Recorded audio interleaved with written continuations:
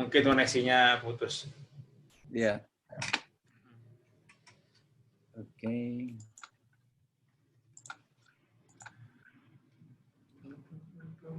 Oke, kita mulai ya. Toh ini juga direkam. Assalamualaikum warahmatullahi wabarakatuh. Selamat sore semuanya. Waalaikumsalam warahmatullahi wabarakatuh. Ya, jadi untuk teman-teman nanti juga yang melihat someday ini kan akan dipublish gitu ya. Selamat datang semuanya di Indonesia. Kita dapat manfaat positif lah dengan COVID ini. Kopdarnya diganti jadi ngopdar hari ini bersama Kolonel Arwin ya. Kita ngisi hal-hal yang positif. Jadi di rumah aja, kita membantu kampanye di rumah aja. Stay safe at home katanya ya. Tapi karena sekarang sudah masuk Ramadan, jadinya ngobdarnya itu jadi ngobdar Ramadan. Jadi ngobrol tuh ngobrol dalam jaringan. Dalam jaringan atau Ramadan. Nah, teman-teman yang baru nanti juga yang baru lihat gitu ya, Indonesia intinya komunitas pencinta ilmu neuroscience yang berdiri udah masuk tahun kelima nih, 29 masuk, nggak kerasa juga. Terus beberapa masih nanya apa sih neuroscience itu kan? Jadi saya daripada menebak-nebak, jadi saya ambil acuan dari Profesor Taruna nih, definisinya neuroscience adalah ilmu khusus yang mempelajari tentang otak dan dinamikanya. Terus saya bold nih, neuroscience mempelajari semua hal yang berkaitan erat dan fungsi otak intelektual kesadaran manusia. Jadi semua gerakan, pikiran, mau tidur, perasaan dan semuanya itu dari otak gitu. Nah, kita percepat. Nah, ini apa-apa yang telah dilakukan di Indonesia. Ya, kita juga udah jalan-jalan gitu. Saya lagi ajak Dr. Tauhid, Dr. Amir. Ada di Balikpapan, di Pekanbaru, di Makassar, dan seterusnya. Dan hari ini Indonesia juga berkembang, ada di WAG-nya berkembang gitu ya. Ada di Padang, ada di Batam, ada di Lampung, ada di Bandung, ada di Jogja Semarang itu masih jadi satu, Jogja Solo Semarang ya, di Surabaya, Makassar, Balikpapan. Yang lainnya kita pending dulu karena kita pengen juga bagaimana dapat sistem yang model yang growing up gitu ya. Jadi kadang-kadang harus cari juga tuh di masing-masing kota kita bilang provokatornya ya yang mengajak kebaikan sesuai visi misi Indonesia ya, Indonesia Cerdas Berakhlak Mulia. Nah, ini ngobdar ini menjadi serial webinar karena ternyata bisa bergulir. Kita berterima kasih ada kemajuan teknologi ya yang mempermudah itu semua. Dulu saya ingat tahun 95 masih jadi network engineer tuh kalau untuk adakan video conference barang mewah itu. di Freeport itu cuma VP doang yang bisa ikut itu. Karena kami engineer ya, kami yang handle ya, kita tahu informasi penting. Jadi kalau lagi meeting worldwide gitu ya dengan New Orleans, dengan Sydney, dengan Singapura bisa.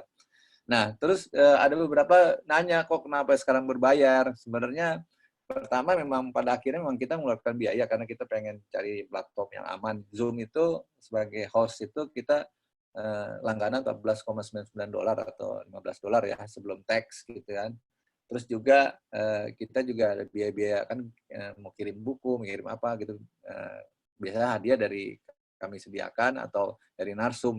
Tapi kan teknis pengirimannya tetap mengeluarkan biaya. Terus based on survei dari kemarin registrasi itu memang kita tentukan platformnya keluar angka 50.000 atau 200.000 untuk 6 sesi itu dari survei gitu, lebih banyak, bahkan banyak yang isi di angka 75 dan 100.000 gitu loh. Terus yang ketiga tentunya juga beda deh itunya treatment secara psikologis kejiwaan kita. Kalau begitu bayar kita karena kita juga harus respect sama teman-teman yang menjadi narasumber yang sudah menyisihkan waktunya gitu kan, menyiapkan materi ya, kita juga harus respect. Karena tapi kalau kita free gitu ya, nggak bayar, kita suka-suka ada yang masuknya udah mau habis atau ada masuk terus keluar, masuk lagi keluar dan seterusnya. Jadi seperti itu.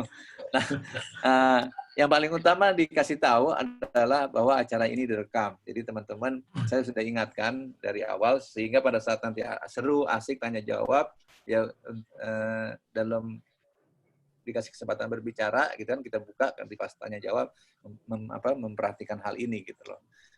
Dua kepentingannya sih, satu untuk kepentingan publikasi, satu kepentingan dokumentasi gitu loh. Mungkin kalau pada saat berbayar hanya berbedanya aksesnya udah didapat duluan itu yang partisipan yang menjadi partisipan di awal gitu yang berbayar.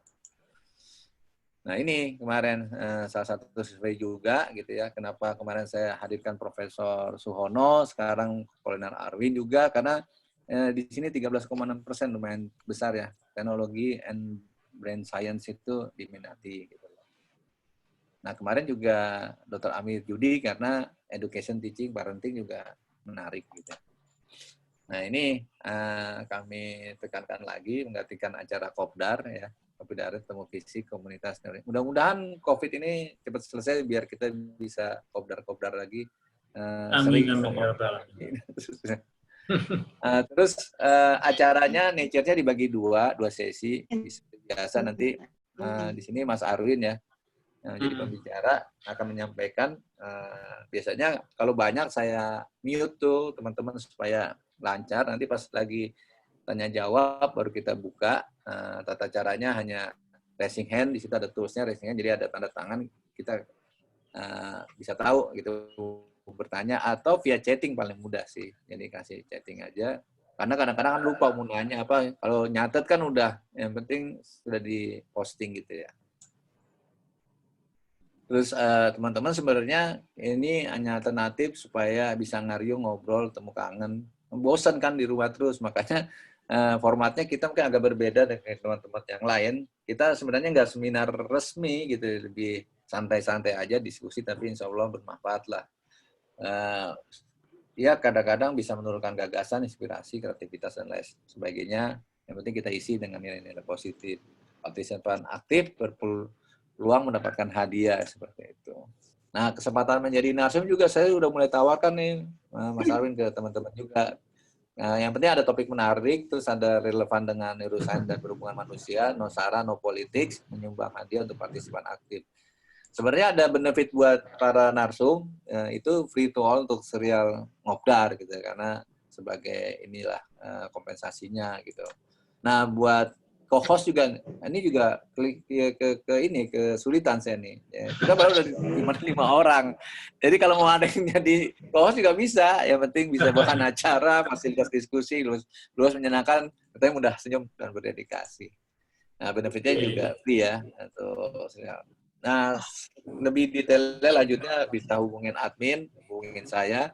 Terus alhamdulillah sebenarnya kita udah ada sekretariat walaupun bentuknya masih virtual office ya di supporter, tapi baru 2 bulan langsung COVID. Jadi nanti kalau udah ngumpul lagi lah, nanti bisa kita manfaatkan. Oke, itu aja dari saya, Mas Arwin. Monggo silakan, ini nanti silakan. Ya, terima kasih Mas Bambang. Assalamualaikum warahmatullahi wabarakatuh. Waalaikumsalam warahmatullahi wabarakatuh. Waalaikumsalam warahmatullahi wabarakatuh.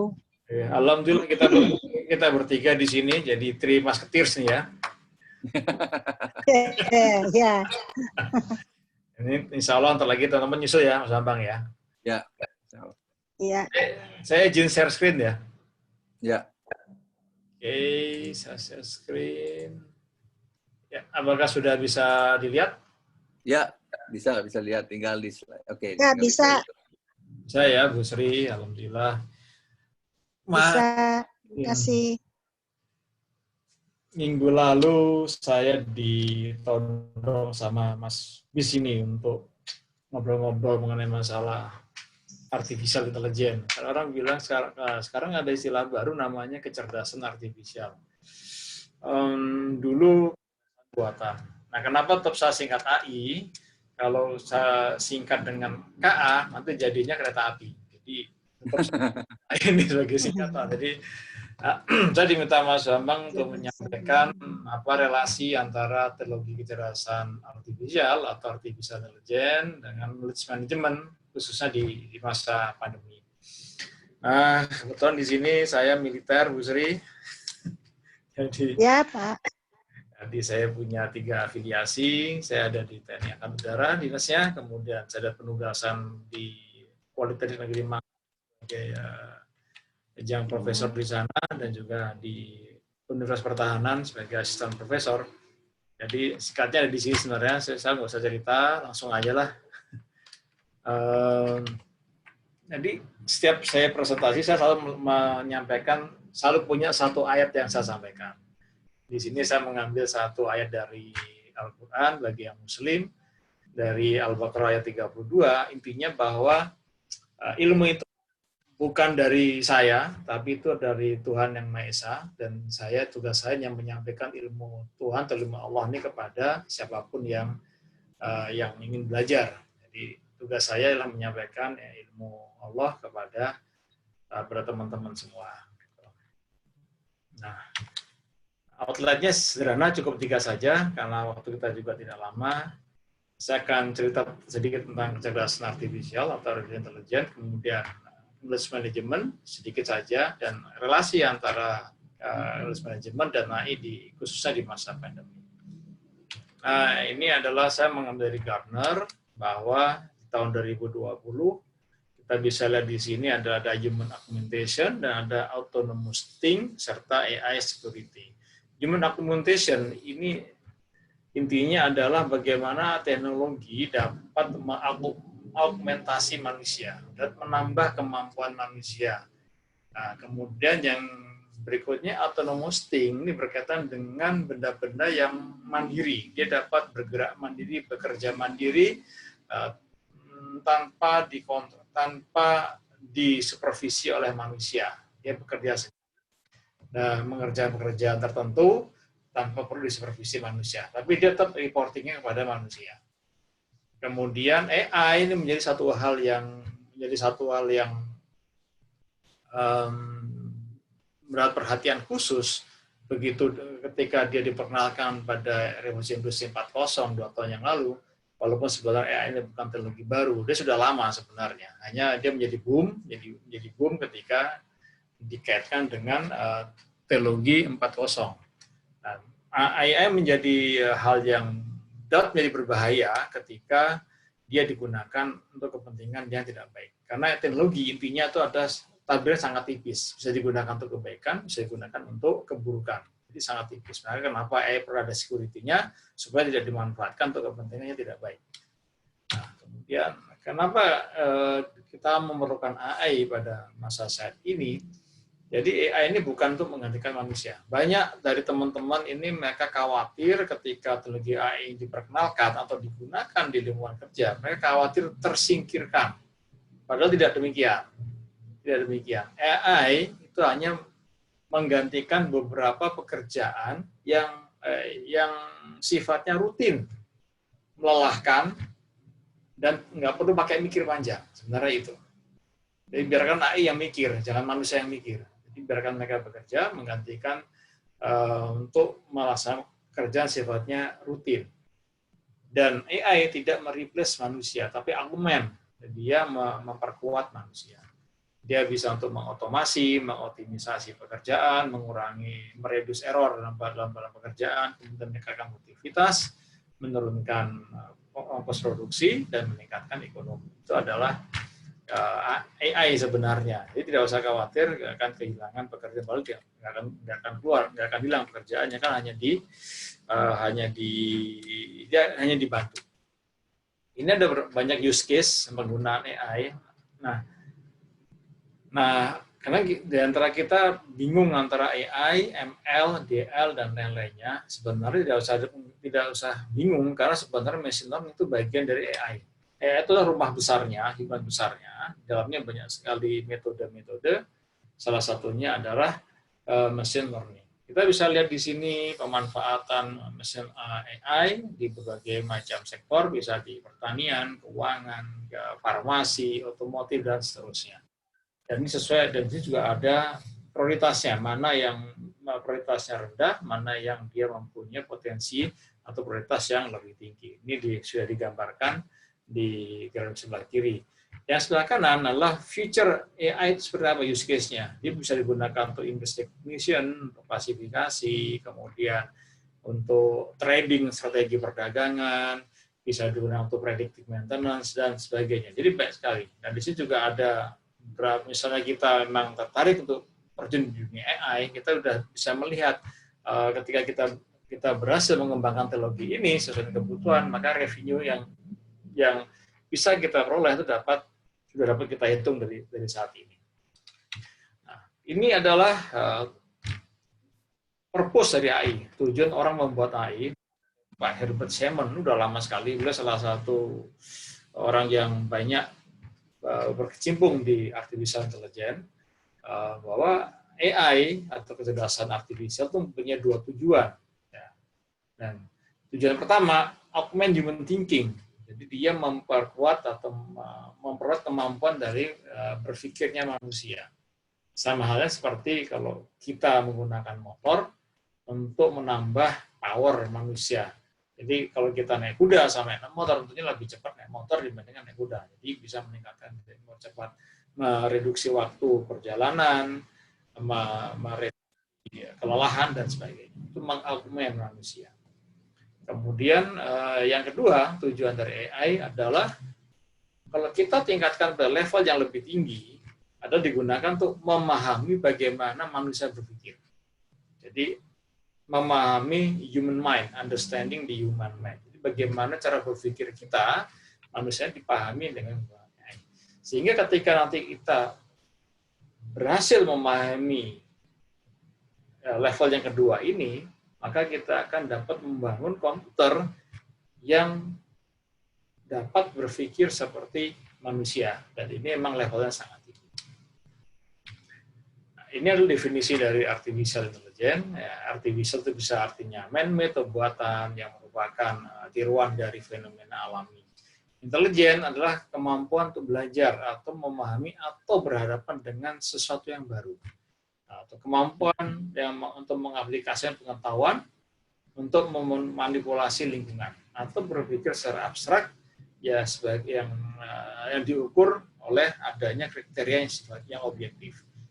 Atau juga disebut dengan act of understanding, jadi aksi-aksi untuk memahami, itu namanya intelligence.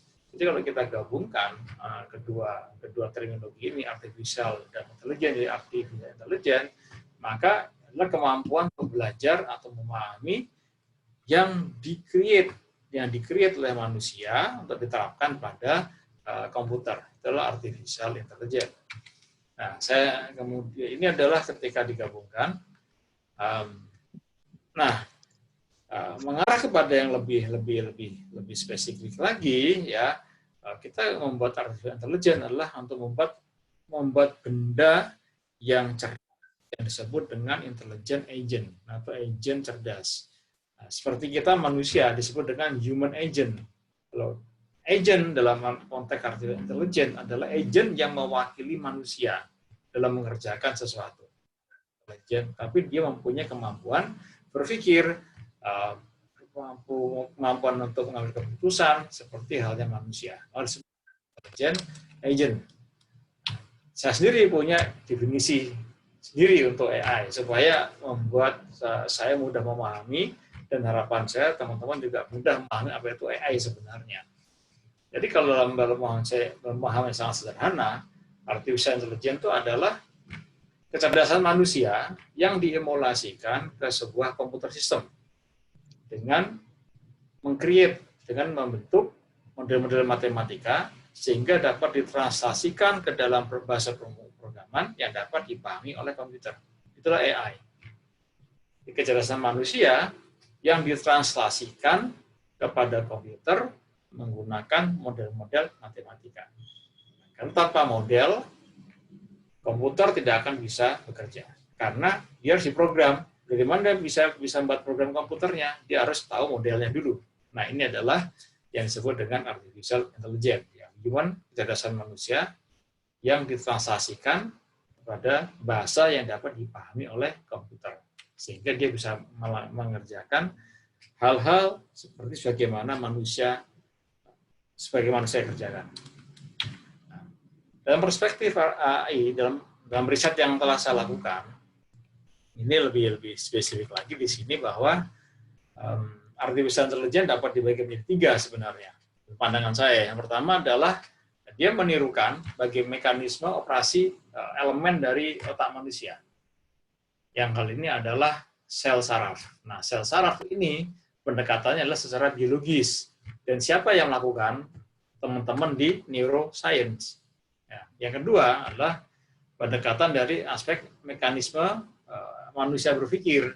Itu adalah pendekatannya dari aspek psikologi dan dari ilmu kognitif. Ya, kecerdasan yang lainnya itu kecerdasan yang berasal dari makhluk hidup. Ya. Nah, ini pendekatannya bisa secara model matematika atau dengan statistik. Nah, bagaimana cara dia bisa memperoleh pengetahuan? Itu bisa dengan supervised, unsupervised, atau di reinforcement learning, atau kita berikan dia umpan, dia mau belajar. Nah, proses pembelajarannya ada sifatnya backward learning, ada namanya forward learning. Kalau backward learning itu yang umum dilakukan untuk kelompok yang pertama ini, dia backward learning. Dia menggunakan data masa lalu, pengalaman masa lalu. Dia belajar dulu, dia kemudian dari data yang sudah kemudian dia bisa kemudian dia berusaha untuk mengenali objek-objek yang diperlihatkan kepadanya. Ini seperti kalau kita manusia, sebelum kita ujian, kita belajar dulu. Karena ke ujian kita udah tahu jawabannya seperti ini, supaya tahu kita belajar dulu. Nah, itu adalah backward learning. Sedangkan mekanisme yang kedua ini dia lebih banyak ke forward learning. Dia memperoleh pengetahuan ketika dia berinteraksi dengan lingkungan. Dia bertemu dengan objek, bertemu dengan fenomena, bertemu dengan apapun itu, dia akan memperoleh pengetahuan. Jadi dia tidak punya pengetahuan di awal. Ketika dia berinteraksi, dia memperoleh pengetahuan. Itu adalah forward learning. Dan inilah yang kemudian diadopsi oleh teknologi AI yang kami kembangkan, yang disebut dengan knowledge growing system. Ini adalah teknologi kami yang kami kembangkan. Next, di sini ini adalah tree dari artificial intelligence. Di sini knowledge growing system belum ada karena memang belum masuk dalam peta ini, belum dibuat petanya, maksudnya begitu ya. Kemudian, bagaimana motivasi orang-orang di seluruh dunia ketika dia membangun teknologi AI. Di sini ada 4. Jadi ada empat kuadran, 1, 2, 3, 4, ada 4 kuadran di sini. Intinya cuma 2 sebenarnya. Adalah bagaimana membuat atau memproduksi, meng-create namanya intelligent agent, ya, atau agen cerdas. Nah, agen cerdas di sini didefinisikan agen yang mampu untuk bertindak atau berpikir, baik itu seperti manusia atau dia secara rasional. Jadi ada 4. Jadi bisa bertindak seperti manusia, atau bertindak secara rasional, atau berpikir seperti manusia, atau berpikir secara rasional. Tidak free will. Nah, ini banyak orang yang mengkhawatirkan adanya free will. Bagaimana ketika agent ini dia bisa bergerak semaunya dia. Nah, itu tidak mengarah ke sana. Ya. Jadi,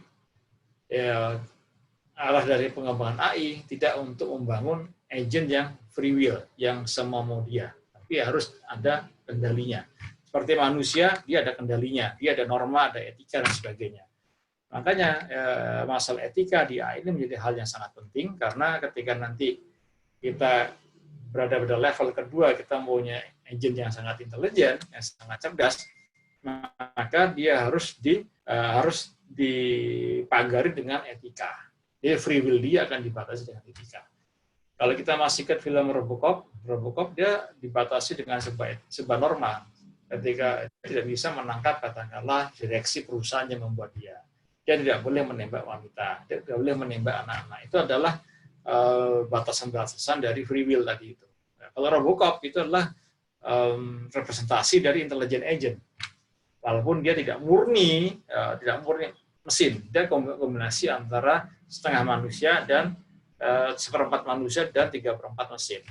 Ya, nanti katakanlah kita mempunyai sebuah agent yang full dia mesin, maka dia harus dibatasi dengan norma-norma. Oke, nah, kalau kita bicara intelligent agent, ini adalah mekanisme dari sebuah intelligent agent.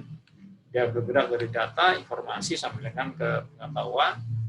Ya, dia mempunyai sensor berupa, kalau kita manusia kan punya 5 panca indera atau 5 indera yang dari bisa melihat, bisa mendengar, bisa mencium bau, bisa menyentuh, bisa merasakan. Nah, ini adalah sense perceive. Dari sini dia akan learning, dia dapat pengetahuan. Dia dapat pemahaman, Kemudian dia akan meng-apply knowledge-nya ini untuk kepentingan apa? Bisa untuk reasoning, planning, prediction, decision making, dan sebagainya.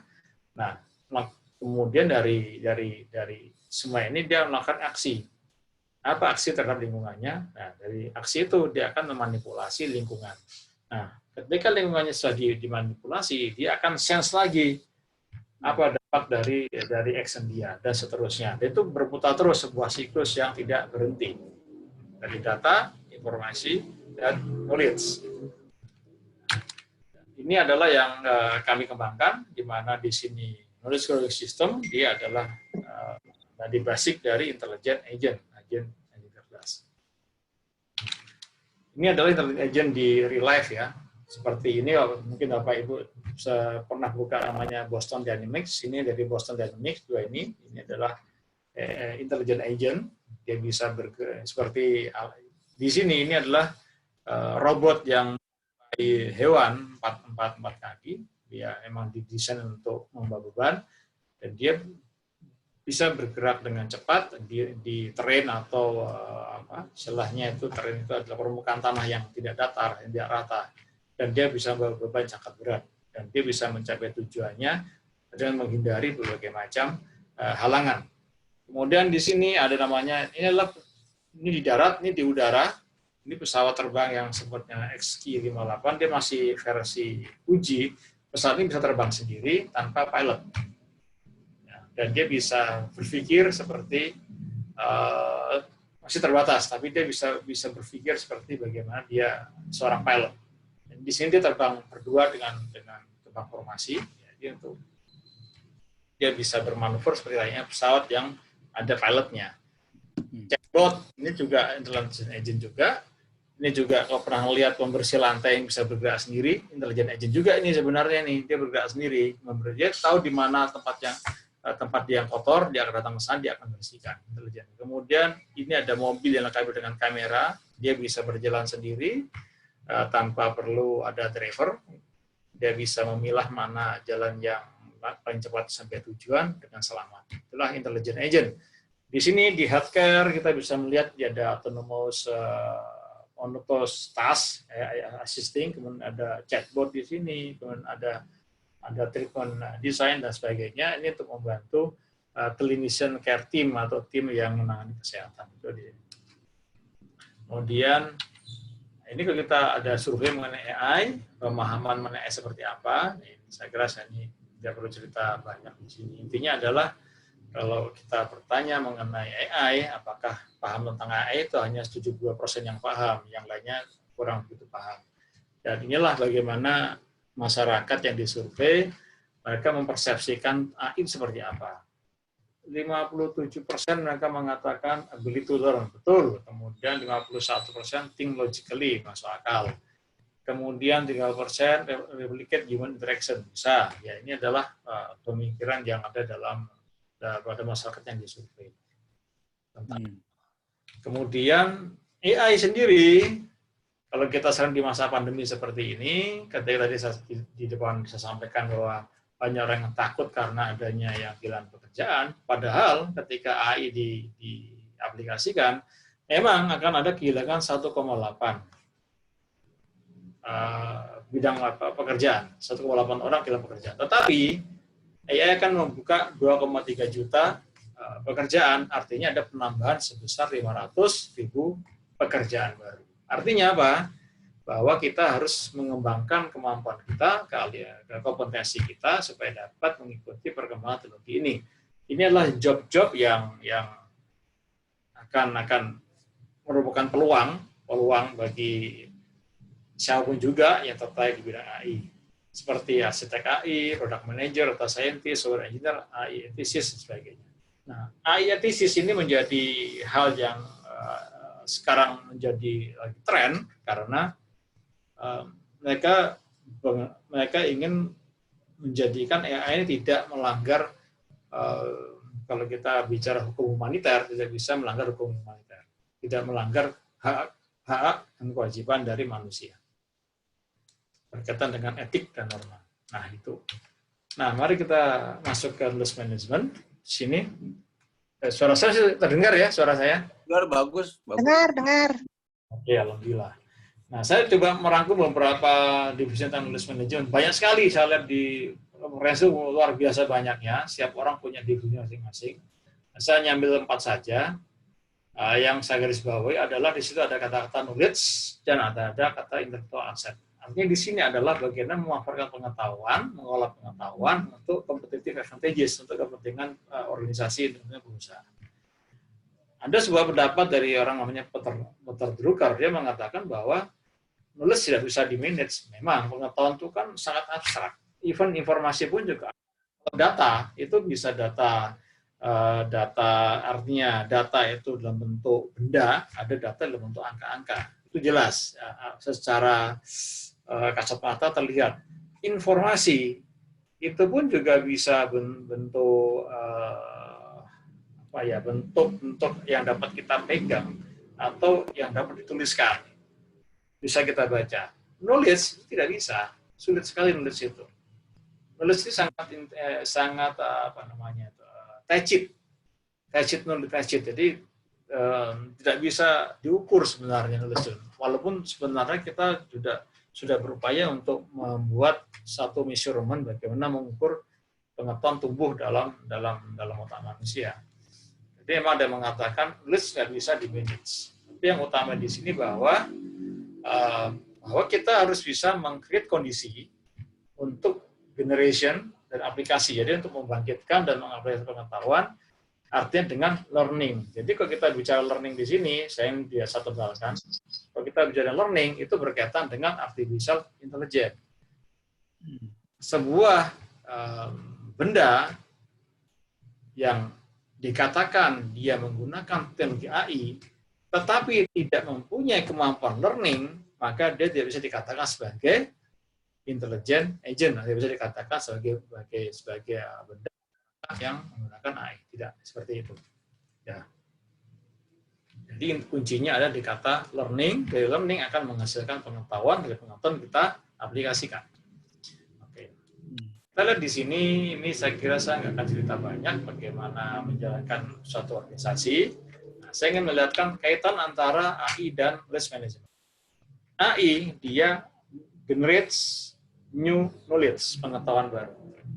Sedangkan KM dia mengelola pengetahuan ini, ya dikelola untuk competitive advantages. Nah, competitive advantages bisa macam-macam, tergantung pemanfaatannya di sektor apa.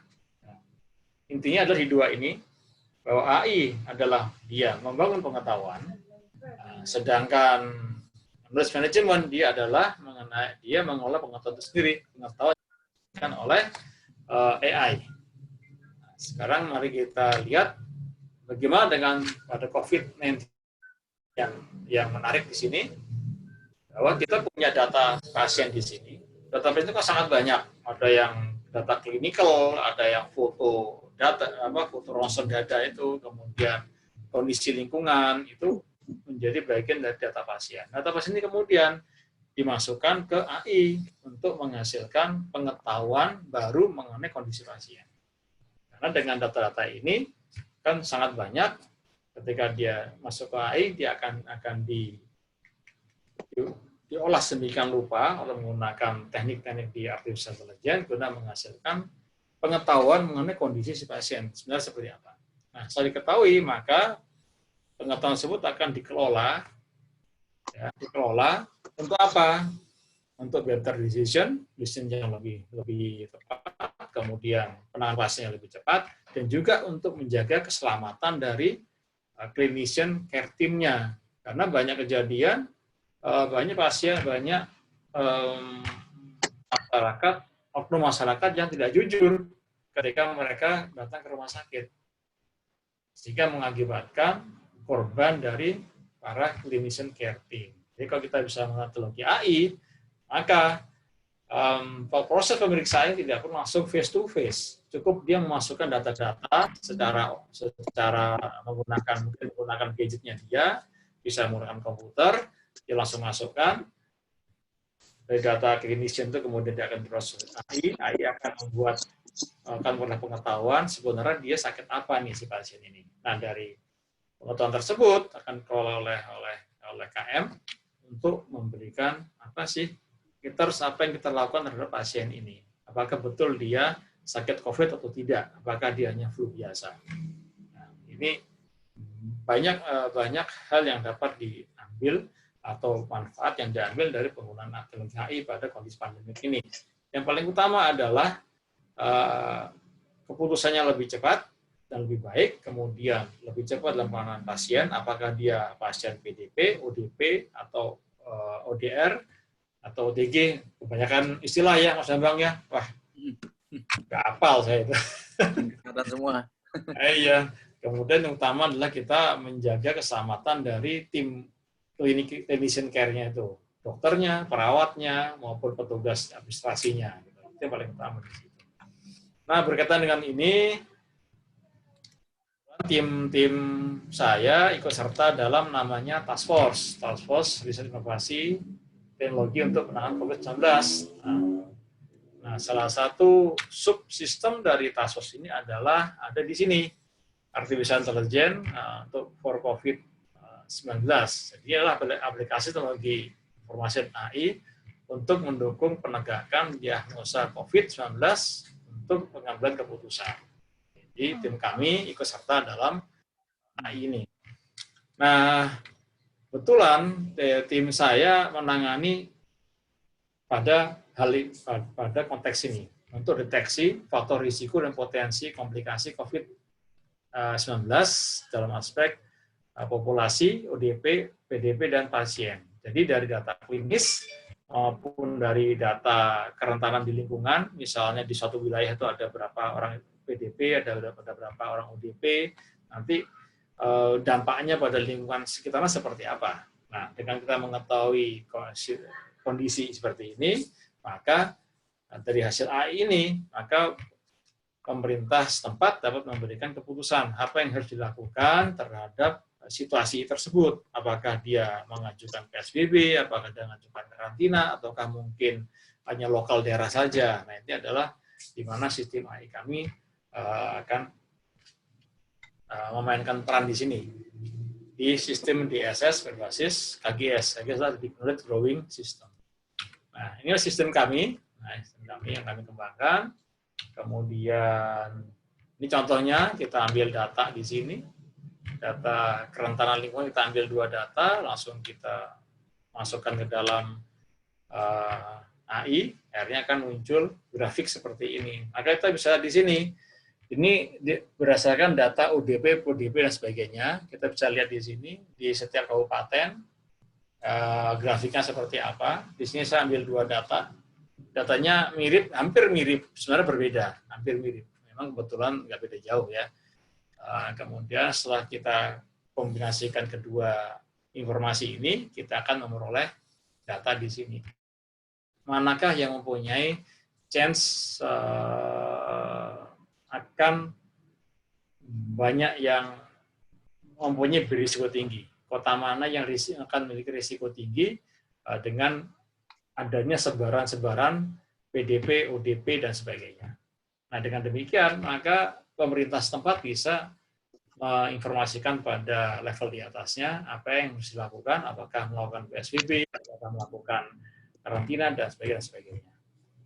Jadi ini yang dapat kami sampaikan pada Bapak Ibu semua, ya kiranya bermanfaat, nanti kita bisa diskusi lebih lanjut. Terima kasih, Mas Pis, Bapak Ibu. Wah, terima kasih, mantap. Mas Arwin, bisa ke slide yang tadi nggak? Yang tugas apa? COVID. Ini ya? Ya, wah menarik. Ini yang diceritakan sama Dr. Tauhid berarti ya? Ya, betul. Saya sama Dr. Tauhid nih, satu tim ya. Oh, satu tim. Oke. Nah, ini harapannya nanti outputnya task force ini apa, Mas? Artinya mempercepat memutus rantai atau hanya mendeteksi penanganan sementara? Ya, di sini ada 5 tugas. Yang pertama adalah pengembangan PCR. Nah, PCR ini direncanakan, saya kira sudah baca dari berita terakhir hari ini. Insya Allah dalam waktu dekat, mungkin bulan depan kita sudah bisa menghasilkan PCR, non-PCR diagnostic. Jadi kita nggak istilahnya sama ini kita kan beli, ya. Nah, kita bisa membuat sendiri. PCR dan test kit untuk diagnostiknya. Yang kedua adalah untuk test kitnya. Test kit ini adalah untuk langsung menguji, ya, langsung menguji bahwa orang itu COVID atau tidak. Kemudian yang ketiga, AI tujuannya adalah apa? Nanti dia akan dihubungkan dengan rumah sakit seluruh Indonesia. Katakanlah di rumah sakit X ada diagnosa selama ini kan dia dilakukan secara, artinya si pasien datang, difoto, kemudian itu kan membahayakan sekali gitu. Ya. Dan nanti pun pasien dia bisa foto sendiri, kemudian dia akan serahkan kepada rumah sakit atau mungkin dia masuk secara online, dapat dideteksi bahwa yang bersangkutan ini mengalami COVID atau tidak. Nah, normally ini kalau kita tidak menggunakan teknologi AI, dia memerlukan waktu kurang lebih 10 menit sampai 15 menit. Nah, dengan menggunakan AI, deteksi COVID itu bisa 2 menit. Lebih cepat. Jadi, dengan deteksi yang lebih cepat, maka penanganannya bisa lebih cepat. Dan itu akan menyelamatkan banyak orang di situ. Kemudian yang ketiga adalah untuk genome sequencing ini berkaitan dengan strain virus yang ada di negara kita. Kalau tidak seingat saya 2 hari yang lalu atau 3 hari, yang dari Ekman dia sudah submit ke GISAID mengenai genome sequencing Indonesia yang ternyata memang beda dengan yang lain-lainnya. Itu yang dari Universitas Erlangga? Erlangga sama Ekman. Oh, Ekman ya? Ekman juga. Ekman dia masukkan dulu 3 strain, baru diikuti oleh 2 strain itu, 2 kelompok. Nah, kok yang terakhir, yang sarana-prasarana, dia membangun namanya mobile untuk menguji orang-orang yang terindikasi COVID atau tidak COVID itu. Jadi mobile research berarti ya? Mobile vehicle yang berisi perangkat-perangkat lab di situ dalamnya. Jadi bisa digunakan untuk swab test dan sebagainya itu. Gitu. Ini ada Mas Agung baru datang. Oh iya. Selamat datang Mas Agung. Kalau saya dan Mas Agung mungkin kalau di radio ada di TV itu kita begitu ngeliat mobilnya outside broadcast Obivet. Itu kerjaan saya dulu tuh harus ngedesain nyari mobilnya untuk live untuk apa. Tapi lama-lama kalau di Bandung lebih banyak untuk branding. Artinya dengan datang mobil itu aja udah berbeda gitu. Jadi desainnya tuh kalau di Bandung tuh nggak cuma sekedar fungsional, tapi estetiknya brandingnya harus menarik gitu kan. Sampai sekarang masih banyak tuh di Bandung. Begitu. Sekarang ada TV ya. Nah ini artinya berarti, tapi peruntukannya bukan layanan masyarakatnya, riset ya. Ini pelayanan masyarakat. Ke arah sana. Masyarakat kan harus masif, banyak. Betul. Makanya kenapa dalam aspek yang test kit itu akan dibuat secara massal. Ini akan dibuat secara massal sehingga sekarang kita masih impor kan ceritanya nih. Yeah. Kan dengan adanya test kit sendiri kita akan mengurangi impor dan kita mempercepat waktu untuk mengetes masyarakat adanya tidak COVID ini. Kalau kita impor, kita perlu waktu yang sangat lama dan sudah ada beberapa kasus kita baca di surat kabar atau di online, ada tes kit yang kita impor ternyata nggak sesuai dengan harapan. Gitu. Nah ini kan tujuan dari underspec atau tidak cocok dengan manusia Indonesia? Wah, kayaknya harus baca lebih detail di beritanya itu. Kalau saya kan bukan ahli tes kit ini ceritanya, nggak bisa komentar. Padahal saya dimarahin sama Kang Tauhid nanti. Kalau mobilnya itu nanti jadi banyak juga atau? Mobilnya saat ini yang dirancangkan baru yang sudah hampir jadi ini baru 1. Ini kan diserah terimakan ke rumah sakit Wisma Atlet kalau nggak salah itu. Oh, yang Wisma Atlet itu ya, yang tempat karantina, tempat perawatan. Perawatan yang khusus untuk penderita COVID-19. Mas, tadi menarik tuh, saya boleh nanya ya? Boleh. kapan dia disebut AI, kapan disebut knowledge management. Maksudnya, kan ingat nggak yang kita bahas tentang pesawat itu, terus Airbus yang dimaksud, kata Mas Arwin, belum pakai AI. Gitu ya? Ya. Nah, untuk memudahkannya gimana? Tadi kan udah dijelasin tuh. Untuk memudahkan kita sebagai orang awam. Kapan sih ini, oh ini sistemnya udah pakai AI, ini belum. Gitu. Oke. Ya. Baik. Jadi sebenarnya simpelnya, kita lihat di sini, ada beberapa contoh di sini. Banyak orang yang mengklaim sistem dia sudah menggunakan AI. Nah, pertanyaan simpel saja. Kalau dia disebut AI bila di situ ada kemampuan pembelajaran. Dia belajar dari belajar dari data. Itu baru ada AI-nya. Kalau dia hanya mengolah data saja, seperti yang dilakukan dalam seperti statistik ya atau matematika, itu bukan AI. Nah, seperti yang contohnya adalah pesawat bisa terbang otomatis atau katakanlah kalau kita kendaraan besar ya atau bis atau dia dijalankan di jalan tol yang lurus kan melelahkan. Dia tinggal hidupkan automatiknya atau autopilotnya, dia jalan sendiri. Apa harus ada pengendalian dari manusia? Itu bukan AI. Itu namanya automatic control, hanya kendali otomatis. Kalau AI ketika automatiknya di-on-kan, kemudian di depan dia ada halangan, dia bisa menghindar sendiri tanpa harus oleh manusia. Kalau automatic control dia tidak bisa menghindari itu. Atau kalau ada pemandangan menarik di belok kanan tuh ya. Bisa jadi seperti itu nanti. Kalau si AI-nya belajar dari orang yang seperti itu. Jadi apa yang bisa dikerjakan oleh manusia, sebagian besar bisa dikerjakan oleh sistem yang menggunakan AI. Bisa. Kalau kita main catur tuh, yang game itu kan dia lama-lama bisa baca jalannya kita. Jadi dia bukannya ada proses pembelajaran ya? Belajar ya, seperti saya dengan Mas Bis ya, main catur ya. Saya kan mempelajari polanya Mas Bis kan. Saya gerak ke sini, dia mesti gerak ke situ. Kalau saya gerak ke situ, dia mesti gerak ke situ. Nah itu saya belajar. Saya pelajari strateginya Mas Bis ini. Nanti katakanlah saya sekarang kalah, nanti berikutnya saya udah bisa baca nih. Pasti gerakannya ke situ, gerakannya ke sini. Jadi saya harus menggerakkan pion saya ke sini. Nah, ada learning di situ, ada pembelajaran. Artinya game-game catur itu udah ada yang udah dilengkapi dengan AI?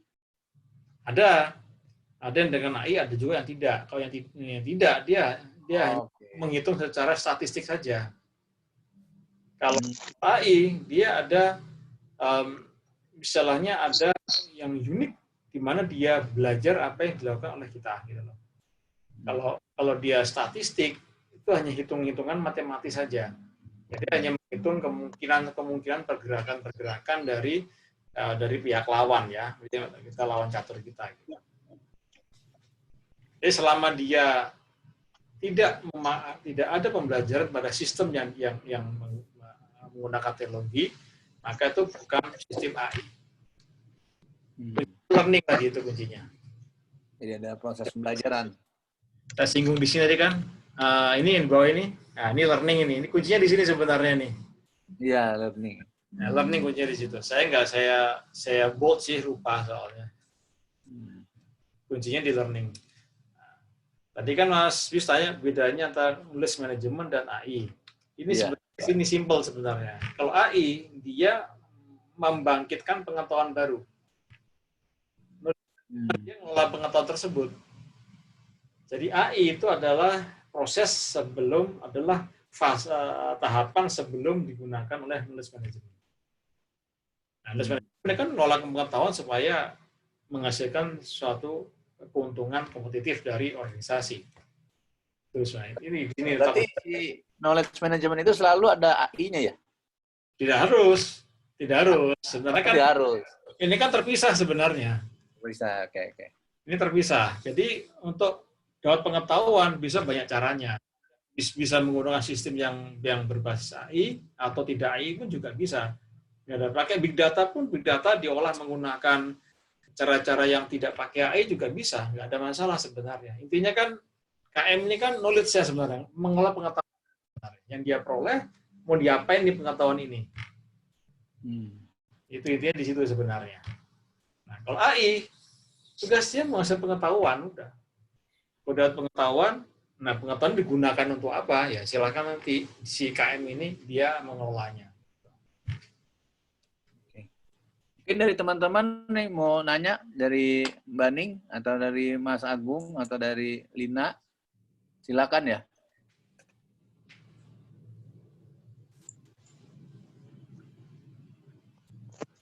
Halo. Ya, Ya, silakan. halo, monggo. Ya, saya mau tanya, itu bagaimana dengan drone ya? Drone itu kan sekarang lagi ngetren ya. Itu Ya, kan bisa dimodified macam-macam ya, misalnya untuk bidang fotografi, untuk bidang spy dan sebagainya.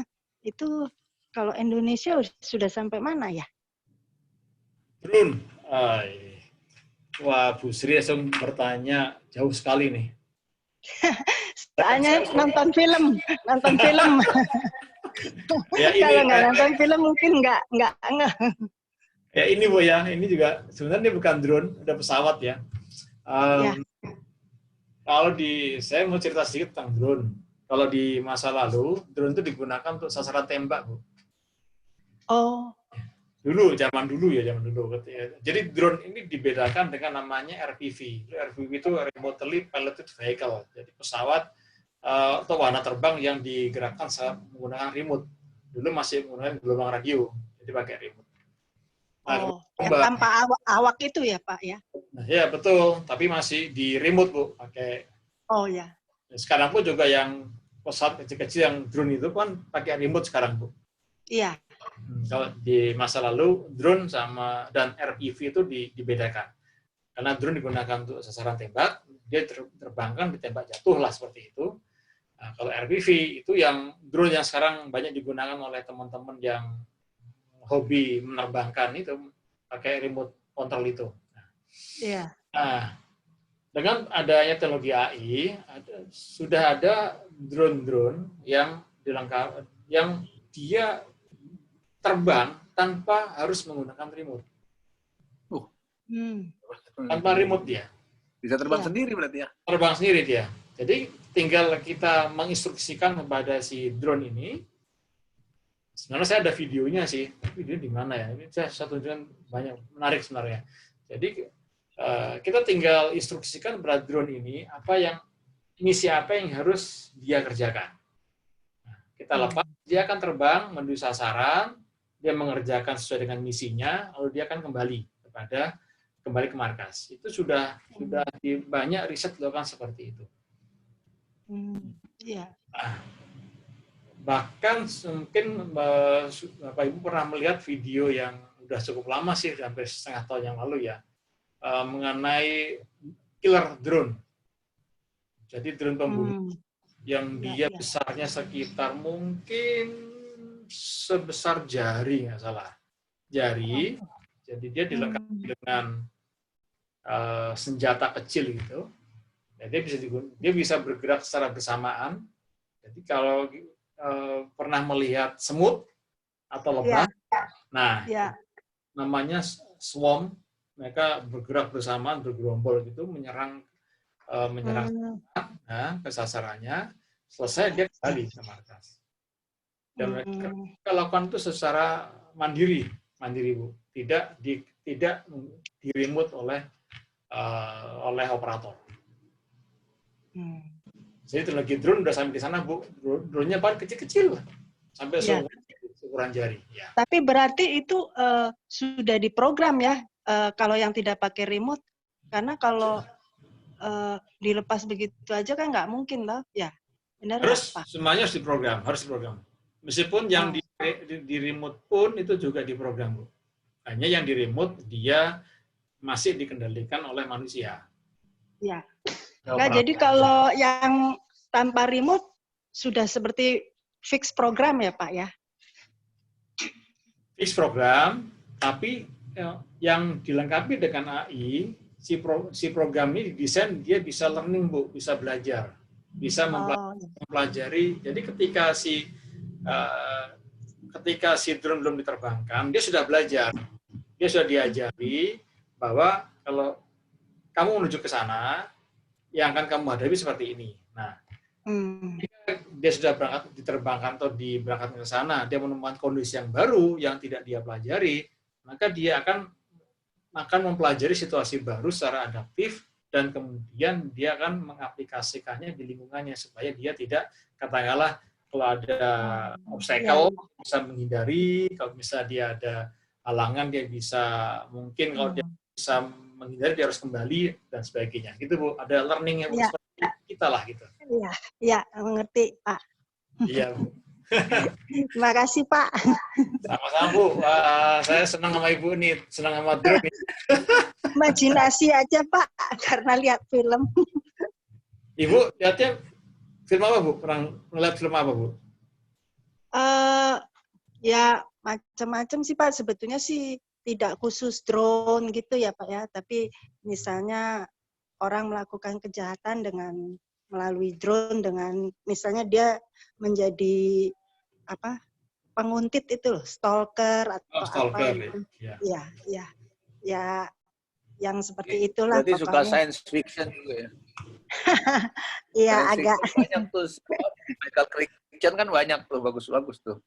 Ada film bagus tentang AI yang diterapkan di pesawat tempur. Filmnya namanya Stealth. Oh ya, saya pernah dengar ya, ada pesawat tempur ya kalau nggak salah. Betul, Bu. Ya, betul, Bu.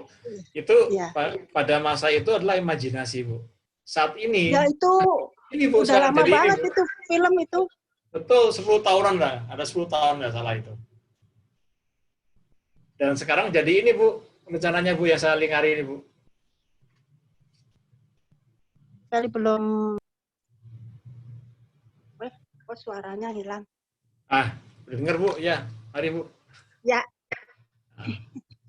Jadi dulu imajinasi, sekarang jadi seperti ini, Bu, pesawatnya rencananya, Bu. Iya. Jadi pesawat ini bisa terbang sendiri tanpa pilot, bermanuver sendiri sebagaimana dia ada pilotnya. Dia menggunakan teknologi artificial intelligence. Ya itu memang mungkin lebih efektif ya untuk angkatan-angkatan untuk misalnya stalking negara mana atau apa gitu ya, Pak ya. Betul, Bu. Ya, termasuk bisa itu, Bu, untuk mengawasi ATM itu. Iya. Jadi tanpa awak kan jadi lebih efisien ya. Termasuk untuk bubarin demo itu bisa, Bu, pakai drone-drone itu bisa. Iya. Iya, makin menarik ya. Artinya kan drone yang sekarang itu berkembang pesatnya kayak selain skalanya, remote-nya itu udah di handphone aja, udah pakai Android kan udah, atau iOS kan bisa tuh. Kan semua rata-rata gitu ya. Ya, bahkan yang terbaru sekarang drone bisa digerakkan oleh otak. Jadi ada suatu device yang taruh di kepala seperti EEG itu. Iya.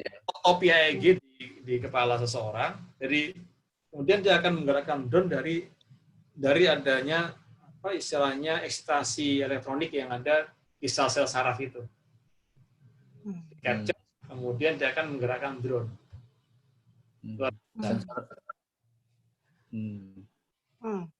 Jadi seperti kita main game kan, main game yang itu kan ada tuh yang kita kalau fokus nanti dia tenggelam tuh ke bawah, dapat itunya. Berenang tuh dapat koin-koinnya. Tapi kalau fokus kita tenggelam dan naik ke atas. Ya kan? Jadi udah nggak pakai mouse, udah nggak pakai mata tuh kan. Wah, itu canggih banget tuh, bahaya. Ya memang banyak untuk spionase, emang semua mungkin bahaya semua. Ya, kalau pakai AI semua. Seperti di Cina, yang paling masif industri AI itu adalah Cina. Dia menggunakan AI untuk memonitor sekian miliar penduduknya. Manapun mereka bergerak, itu langsung tercapture wajahnya, tercapture dari cara berjalannya, dari langsung diketahui siapa dia sebenarnya gitu. Iya. Ya kalau mencari orang Pak ya, DPO gitu ya Pak ya? Sebenarnya kalau memanfaatkan AI luar biasa cepatnya Bu. Luar biasa cepatnya ya. Ya kalau cuma bisa itu Pak, bisa diusulkan ke polisi Pak. Kalau DPO. Sebenarnya bukan masalah mau apa nggak mau nangkep sih sebenarnya. Niatnya aja yang mungkin kurang kuat. Lain masalahnya ya Pak ya. Lain masalahnya. Teknologi itu kan tipis sekali berbeda. Aplikasinya kan sangat tipis, bisa untuk kebaikan, bisa untuk kejahatan. Mas Arwin, itu di awal-awal mungkin nggak tahu apa, hanya pemikiran saya aja ya, apa maksudnya AI itu kan bahasa Indonesia kecerdasan buatan ya, artinya bikin suatu engine, suatu komputer yang meniru kecerdasannya manusia gitu kan, kira-kira seperti itu. Tapi apa mungkin dari suatu program yang sudah jadi sekarang dibalik, di-chip in ke kepala manusia yang bermasalah karena jadi lebih pintar atau gimana, itu bisa nggak? Pengembangannya mestinya arahnya ada ke sana nggak? Gitu. Maksudnya untuk memperbaiki otaknya manusia gitu kah?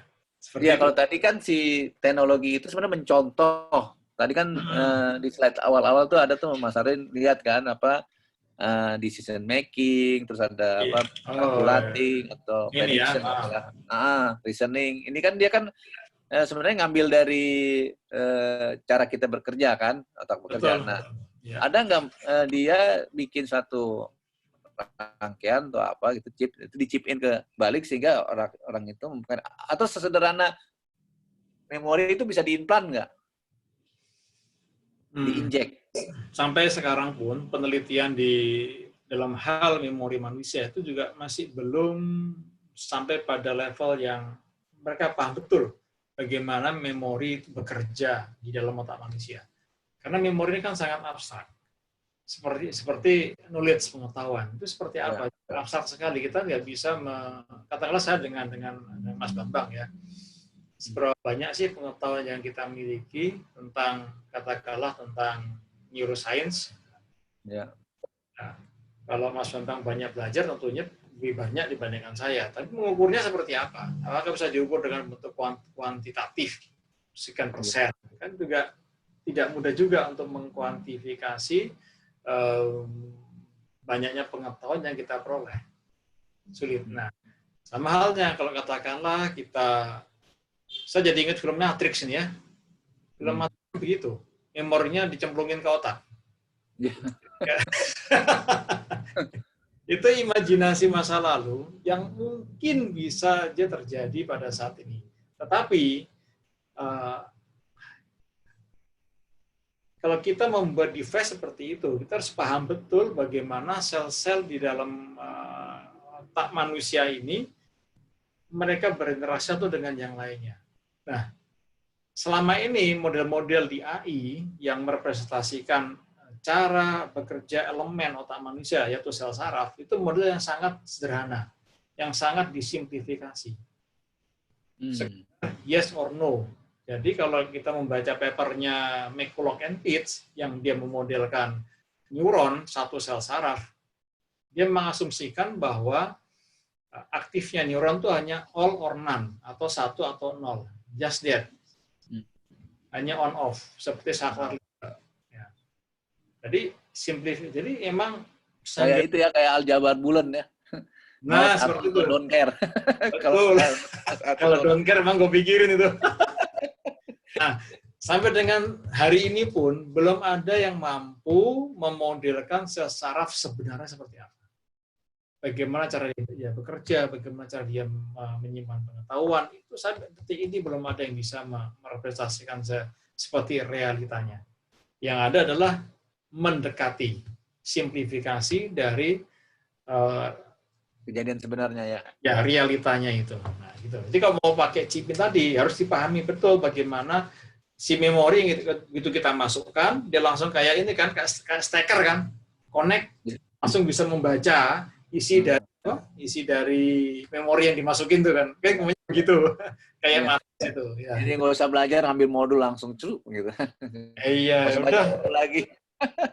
Tapi saya jadi ingat itu pepatah di masa lalu. Kalau banyak lupa tuh. Ya, sedikit baca, sedikit lupa. Nggak baca nggak lupa. Jadi nggak usah baca aja. Nggak usah baca, nggak akan lupa gitu. Pengembangan AI sendiri di Indonesia seperti apa? Maksudnya lebih fokusnya arahnya kemana? Apakah misalnya karena negara kita tropis, agraris, lebih ke arah pertanian misalnya, atau ke arah mana sekarang? Untuk saat ini, sebagian besar berkembangnya kalah NLP, Natural Language Processing, yang diarahkan ke chatbot. Oh. Kebanyakan ke arah sana. Karena chatbot ini yang saat ini menjadi pangsa pasar yang besar bagi mereka yang bergerak di bidang AI. Tidak banyak yang bergerak di bidang pertanian, di bidang transportasi, kesehatan itu sangat-sangat sedikit. Misalnya kayak tadi kan yang Mbak Ning bilang itu pakai drone itu sebenarnya begitu diekspansi kreativitinya jadi bisa macam-macam. Kalau lihat di negara lain juga kan untuk ngasih pupuk, ngasih ngusir segala udah pakai drone semua tuh. Iya, betul. Dalam pertanian ya. Termasuk itu mengirimkan barang kan. Jadi misalnya kita punya aplikasi yang mengirim barang pakai drone mengirimnya bukan lagi pakai kendaraan darat. Gosen nggak laku Gosen. Adanya drone send. Kasihan banget kalau sekarang boncengan nggak boleh, terus gosen, nanti gosennya diambil drone selesai nggak dapat apa-apa. Jadi si ojek online ini bergeser menjadi drone driver, drone operator. Drone driver ya. Nah, gitu. Dia bisa menggerakkan sekaligus 10-20 dari handphonenya dia. Nah, itu dia. Kalau drone ya sebenarnya lebih masif ya gitu. Kan begitu kita ngomong automation takut lagi tuh kehilangan kerja. Kemarin aja udah berapa ribu tuh Mas Arwin, klien saya parking service itu ribuan loh. Iya, betul. Nah, awalnya mereka nggak mau melakukan, tapi ternyata teknologi itu harus mereka harus di situ. Kalau nggak mereka kalah bersaing gitu loh. Iya. Akhirnya efektivitas semuanya kan. Sekarang seperti itu, jadinya mau nggak mau pakai gitu loh. Jadi pekerjaan-pekerjaan yang rutinitas itu memang banyak akan digantikan ya. Tapi katanya balik lagi, nggak tahu nih di sini kalau di perspektif AI atau knowledge management kan di sini salah satu yang sulit tuh katanya yang lagi naik down emotional leadership sama cognitive flexibility gitu. Artinya kalau tadi orang-orang itu sebenarnya fleksibel kayak di negara barat kan ada juga tuh, karena dia fleksibel akhirnya pekerjaannya hilang tapi dia mau belajar sesuatu yang baru, belajar pekerjaan yang lain juga, akhirnya bisa juga selamat juga gitu. Nah itu flexibility tuh di mana tuh logiknya tuh? Kayak tadi kan sudah pakai AI, artinya mobil itu udah nggak ada drivernya kan atau pesawat ya kan, benar-benar kita hanya kasih destination aja, nanti dia ngikutin lingkungannya kan. Kalau misalnya di depan ada apa dia menghindar segala macam. Nah, apakah seperti itu dibilang flexibility itu berarti kalau flowchart tuh kondisi if-nya banyak kali ya? Flexibility dalam konteks apa dulu ya, kan konteksnya banyak nih. Dalam konteks terutama yang paling dekat dengan decision making, dengan pengambilan putusan. Nah, ini dia ada hal yang ada beberapa yang mislead di sini, bahwa AI bukan untuk decision making. AI adalah supporting decision making. Dia hanya mensupport informasi ya. Tidak, dia bisa memberikan rekomendasi keputusan. Rekomendasi adalah keputusan. betul. Jadi decision making itu dia dia bisa mengeluarkan keputusan seperti ini rekomendasinya. Nanti silakan dipilih oleh leadernya, ya atau Leadernya. organisasi, betul. Karena dia si leader ngolah informasi yang banyak kan dia capek. Kasih AI aja biar dia mikir AI-nya. AI-nya mikir, dia dapat rekomendasi, dia tinggal pilih. Kalau dia pilih seperti ini, konsekuensi seperti itu, dia pilih ini, konsekuensi seperti itu. Nah, gitu, Mas. Ya. Karena AI tidak bertanggung jawab. Betul, AI nggak bertanggung jawab, dia kan cuma mesin. Jadi kalau misalnya manusia berantem sama AI, ya berarti aduh itu salah besar. Sama ini banyak yang salah persepsi tentang AI, bahwa AI itu akan menggantikan manusia. Keliru sekali. Justru AI kan yang membuat manusia. Jangan sampai kita diperbudak oleh barang yang kita bikin sendiri. Betul, betul. Ini yang gambar sebelah kiri atas itu katanya masih banyak yang animasi ya ternyata ya. Bukan, yang ini? Kan banyak tuh yang robot loncat-loncat, salto, ya. ternyata ada. Ya, ini betul. Ini betul ini. Ya. Ini dari sumber resmi saya dapatkan. Jadi memang betul. Nggak hanya satu, ada beberapa yang dibuat. Jadi memang khusus untuk kepentingan militer. Digunakan untuk kepentingan militer. Dia bisa itu ya, nggak harus datar permukaannya, makanya dia bisa masuk-masuk hutan ya. Betul, dan dia bisa membawa beban yang berat yang tidak bisa dibawa oleh manusia. Dan dia nggak baperan, cuek aja. Pasti dia cuek aja, emang gue pikirin. Yang penting gue nyampe sono gitu. Oke, mungkin teman-teman nih udah bertambah, udah yang lain masuk. Ada yang mau tanya silakan, mumpung ada Mas Arwin nih. Aduh, langka di Indonesia nih. Kalau ada yang mau bertanya silakan. Mbak Ning mungkin mau nanya lagi? Oh, belum kepikir lagi, Pak.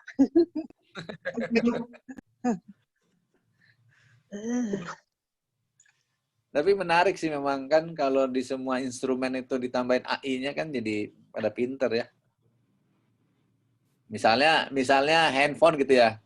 Handphone bisa nggak tuh, Mas Arwin? Misalnya kan sering banget kita ketinggalan handphone gitu.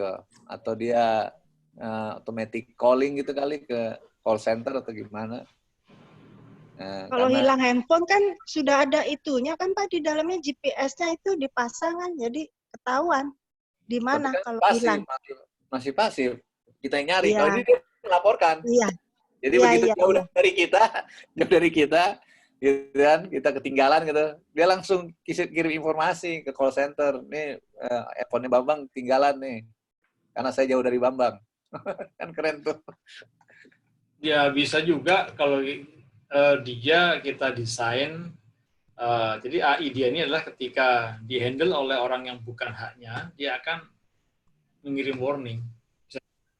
Ya, ya kalau anak saya pakai itu kalau bukan pakai sliding pakai ini pengenalan wajah tuh nanti itu dia. nggak mau buka, sialan banget gitu. Hati-hati itu, bahaya itu Mas Bambang.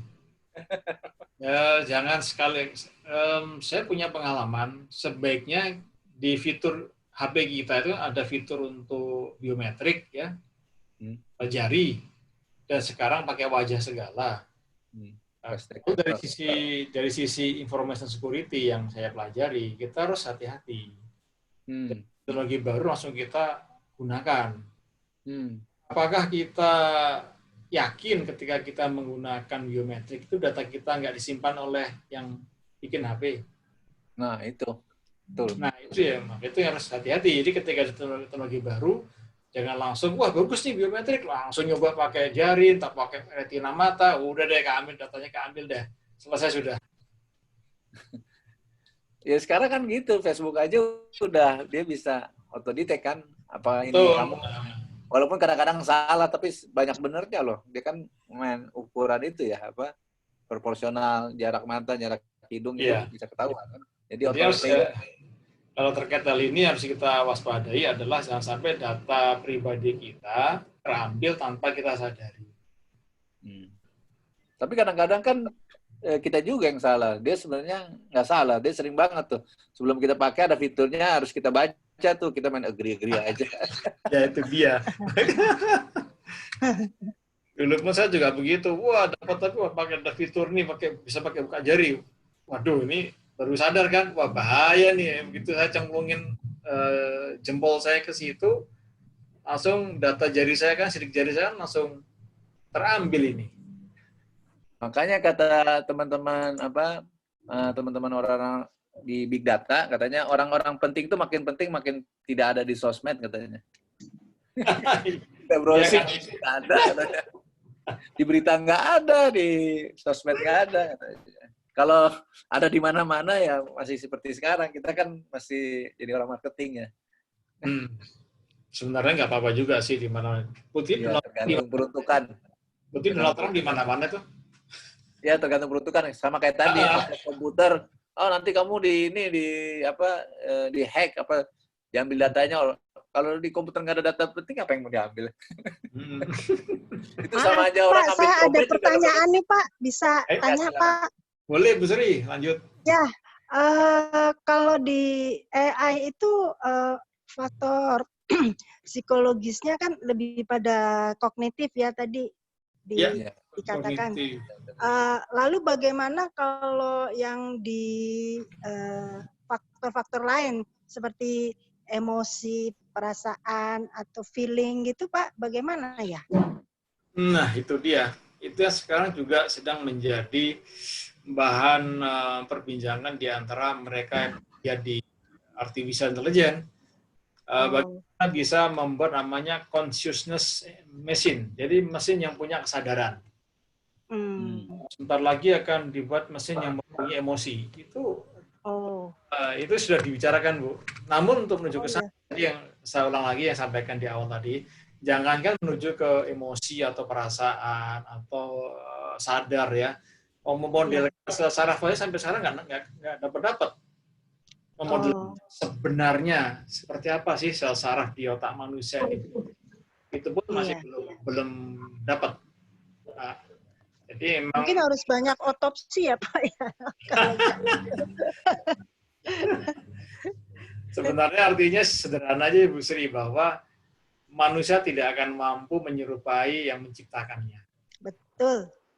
Ya. Itu sebenarnya. Tapi seringkali juga kita malah menuhankan dia ya Pak ya.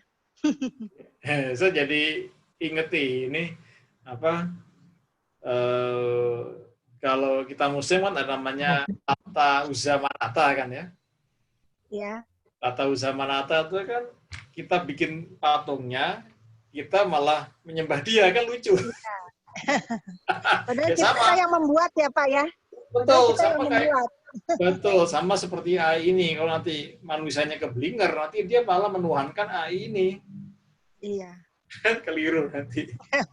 Padahal orangnya sebetulnya lebih pintar dari dia. Itu dia. Makanya saya sampaikan teman-teman di filmnya AI. Ya. Gimana? Masalahnya ada filmnya itu yang siapa sih yang pemain itu pemainnya sering main film. Jadi dia robotnya dibikin sampai berkembang.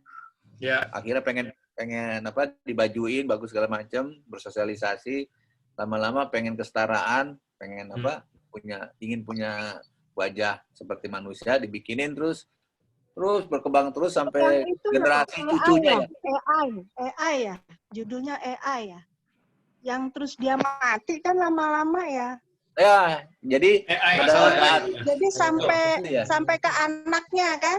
Dia akhirnya dia kan di pengadilan itu nggak bisa menikah yang nggak diakui sebagai manusia gitu, karena kalau manusia itu dia harus meninggal, akhirnya dicari supaya menikah. Itu juga immortal, katanya nggak mau immortal. Itu juga tuh film AI ya judulnya ya? Iya kalau nggak salah Pak, AI itu. Ya. Terus di masa lalu ada namanya film ini Bicentennial Man. Oh ya betul, ada juga itu. Kan Bu, itu kan sebenarnya juga AI pada masa itu gitu. Iya. Ya, dia mencintai gadis yang bersama dia kan, sampai gadis satu meninggal dia nggak mati-mati. Iya. Karena dia kan bukan manusia, dia hanya Iya, robot. dia barang dia, mesin. Dia barang dia mesin, betul. Tapi hebatnya dia bisa punya perasaan cinta kan itu. Iya. Menarik. Di situ. Bang, mau nanya Bang. Bang. Ya Mas Yudi, kenapa? Mas Yudi ini mau nanya. Pak Yudi, monggo Pak Yudi. Ya, terima kasih Pak Kolonel Arwin Sumantri. Terima kasih Pak sharingnya sangat menambah wawasan kita semua. Kebetulan saya di perbankan nih, Pak. Iya. Perbankan kebetulan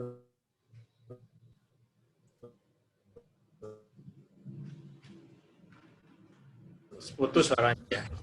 Lagi ngambil S3 juga nih, ada beberapa teman dari angkatan juga, kolonel juga. Halo Pak. Halo. Mari, Pak, ya. Ya Pak. Ya, mari ya. Ya, jadi sangat menarik, fleksibilitas itu kan sebenarnya sekarang menjadi suatu hal yang tidak bisa dilepaskan kepada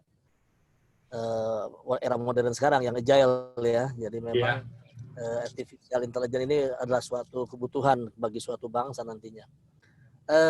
Kembali kepada ajas fleksibilitas itu, untuk di Indonesia ini mungkin masih banyak tantangan ya. Tantangan artinya ada permasalahan di kulturnya kita nih, bukan organisasi pemerintahan. Nah ini kira-kira menurut Pak Dokter ini bagaimana ini mitigasinya ke depan? Karena bukan resistensi ya, tapi lebih kepada counter gitu. Terima kasih Pak. Terima kasih Pak Yudi. Wah, kayaknya pertanyaan Pak Yudi sudah mengarah kepada programnya Presiden ini. Memotong eselon 3, eselon 4 ini kelihatannya. Iya. Jadi kalau dalam pandangan saya, memang kita memerlukan banyak hal yang harus diotomasi, terutama yang sifatnya rutinitas. Pekerjaan rutin itu dapat digantikan oleh teknologi AI. Dan memang konsekuensinya ada beberapa tempat-tempat pekerjaan nih yang dia harus dia tidak akan ada di situ. Maka caranya adalah dia harus meningkatkan kompetensi yang bersangkutan agar dia dapat berjalan beriringan dengan teknologi AI yang digunakan ini, Pak. Ya. Jadi memang SDM menjadi tantangan yang berat ketika teknologi AI ini benar-benar diimplementasikan di negara ini. Dan kultur sebenarnya yang membuat organisasi katakan aja itu adalah kultur di organisasi sebenarnya, kulturnya sebenarnya. Kalau SOP-nya sih bagus, Pak. SOP-nya bagus, kemudian tata kelola juga bagus. Hanya kultur manusianya saja yang menjadikan kultur SOP maupun STK ini tidak berjalan secara efektif. Kalau di perbankan, apalagi yang bukan di bawahnya pemerintahan, itu cepat sekali mengikuti perkembangan. Tapi di lingkungan pemerintahan ini ya lambat lah, Pak Yudi sudah tahu sendiri lah situasinya. Kalau saya setuju dengan adanya penggantian beberapa tempat yang sifatnya rutin dengan AI, saya setuju. Untuk mempercepat pelayanan publik, mempercepat proses-proses yang sudah jelas SOP-nya. Nah, selama ini kan SOP-nya oleh oknum tertentu itu disalahgunakan sehingga menjadi lambat proses tersebut. Begitu Pak Yudi pandangan saya. Gimana Mas Yudi? Udah terjawab belum pertanyaannya, Mas Yudi? Mas Arwin. Ya. Kalau tadi kan nggak decision making ya, dia tapi mensupport decision making ya, AI. Mas Yudi udah terjawab kah pertanyaannya? Suaranya hilang. Oh, terus. Nah, tadi dalam decision making. Ya lagi di jalan Pak Yudi soalnya. Jadi karena emang sinyalnya up down. Iya. Oke, Mas Arwin tadi pertanyaan saya Mohon maaf ini karena Pak, kebetulan ngejar bisa ngejar Gak buka apa-apa puasa. Pak Yudi. Dimaklumi. tadi di dalam decision making support ya, decision Iya. support lah ya. Hmm. Itu kalau misal di pialang bursa bisa membantu pialang kali ya. Wah. Banyak yang pakai Karena sekarang. jual bisa dapat untung, beli bisa dapat untung. Tapi Memang salah satu hal yang banyak digunakan di mana AI digunakan untuk prediksi. Kalau kita bermain di saham itu kan prediksi sebenarnya. Iya. Di pergerakan saham dari waktu ke waktu mungkin bisa per detik, per menit, kemudian per jam, mungkin bisa per hari. Jadi digunakan untuk prediksi pergerakan dari saham ini. karena Bisa. sekarang kan sudah banyak tuh menawarkan jasanya melalui online, terus kita bisa bersimulasi gitu ya. Dia udah pakai software lah ya.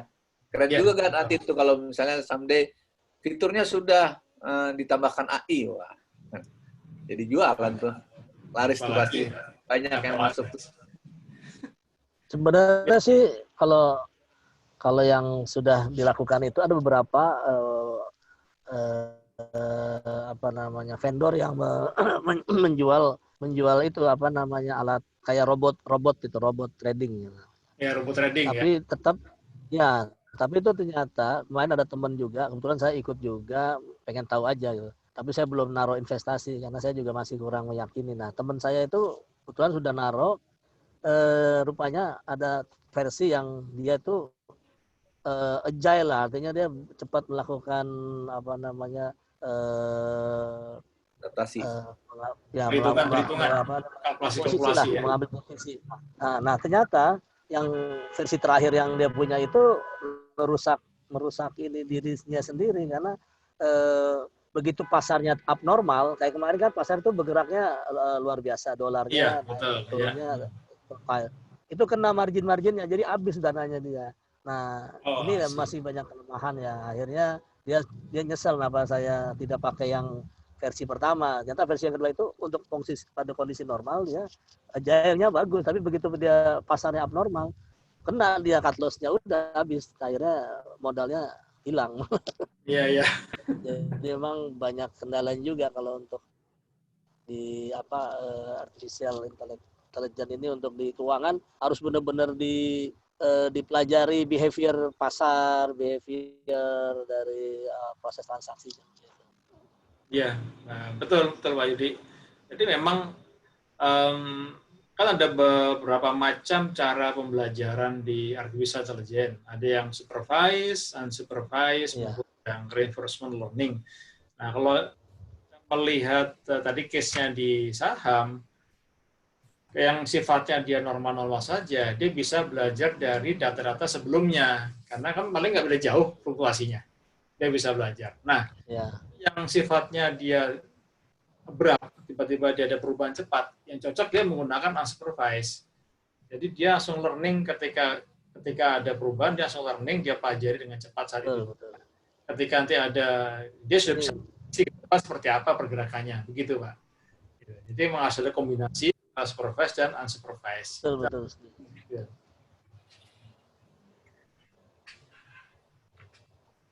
Yang lain mungkin ada pertanyaan? Terima kasih Pak Dokter. Sama-sama Pak. Mas Agung belum ada suaranya nih Mas Agung. Hilang. Siapa buka puasa kan Mas Agung katanya. Ada Bunita.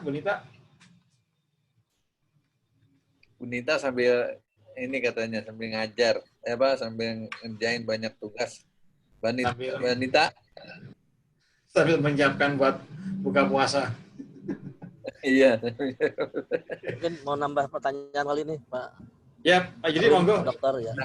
Jadi ini kan kebetulan background Bapak dari militer ya. Saya sangat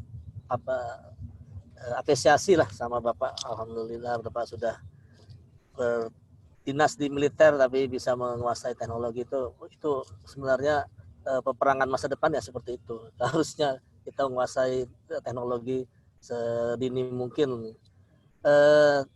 Kalau untuk boleh Bapak sharing untuk di angkatan Pak yang paling banyak menggunakan artificial intelligence itu angkatan apa Pak ya? Mungkin itu apa angkatan laut, apa udara, atau malah darat? Terima kasih Pak Yudi atas apresiasinya. Saya juga apresiasi ya Pak bertanya. Pertanyaan saya susah jawabnya.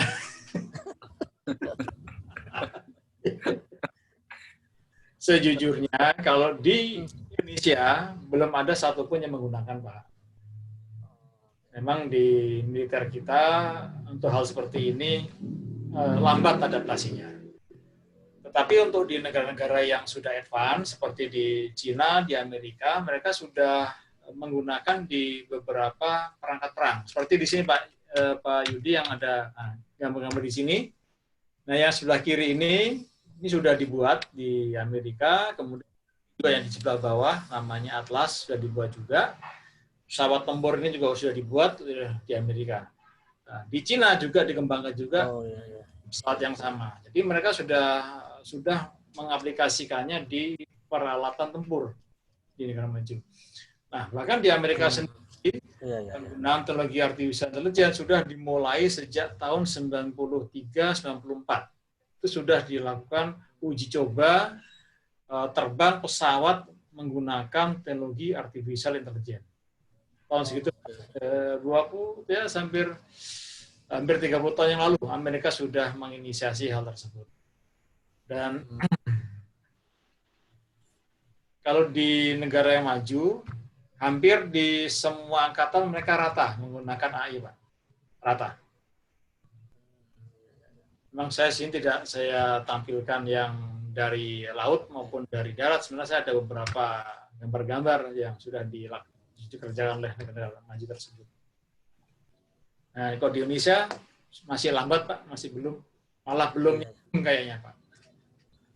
Kalau untuk yang model tentara cyborg itu saya lihat di LinkedIn itu udah ada yang sudah bisa melakukan tugas seperti prajurit, itu benar nggak Pak Dokter ya?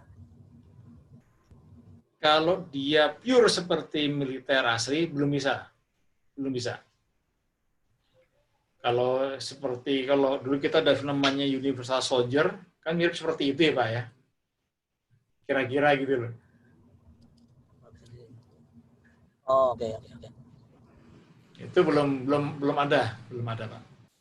Nah, risetnya baru ini Pak, yang digambar di kiri sebelah bawah ini Pak. Ya. Itu masih dalam bentuk riset. Karena memang nanti rencananya dia akan menggantikan prajurit di lapangan. Karena menggantikan tentara yang tewas di lapangan itu biayanya sangat mahal. Membentuk manusia menjadi tentara profesional dibandingkan dengan membuat robot, itu lebih murah bikin robot. Kalau robot rusak hancur kan enggak apa-apa. Kalau manusia mati nggak bisa diganti. Begitu Pak. Ya. Betul. Ngeri juga. Jadi ya. Kalau di kita mungkin masih belum, urgensinya masih belum ya. Belum. Karena memang perang masa depan tuh bukan lagi perang langsung face to face, Pak. Perangnya cukup tekan tombol saja, selesai. Jadi menggunakan sarana cyber, perangnya udah memakai cyber. Atau mungkin ke depan malah ya seperti sekarang yang kita alami, menggunakan virus. Ya, virus. Bahaya tuh. Virus itu ternyata memang jadi senjata andalan ya. Virus itu ya. Betul, karena dengan virus tidak usah menggunakan biaya banyak, udah pada terkena sendiri masing-masing gitu Pak. Memang risetnya mahal, biasanya juga sesuai. Kalau di penerbangan, di industri penerbangan airline yang komersil, sudah ada pakai AI? Sudah ada belum? Kalau AI dalam arti pesawatnya menerbangkan sendiri, belum ada. Sebenarnya uji coba sudah ada, tetapi yang khawatir penumpangnya sebenarnya. Ya, secara psikologis loh. Ini pesawat nggak ada pilotnya. Stres dulu. Kalau ada emergensi gimana saya? Nah, itu saya dipikirkan di situ sebenarnya. Kalau bagian dari fitur ada ya? Bagian dari fitur udah menggunakan?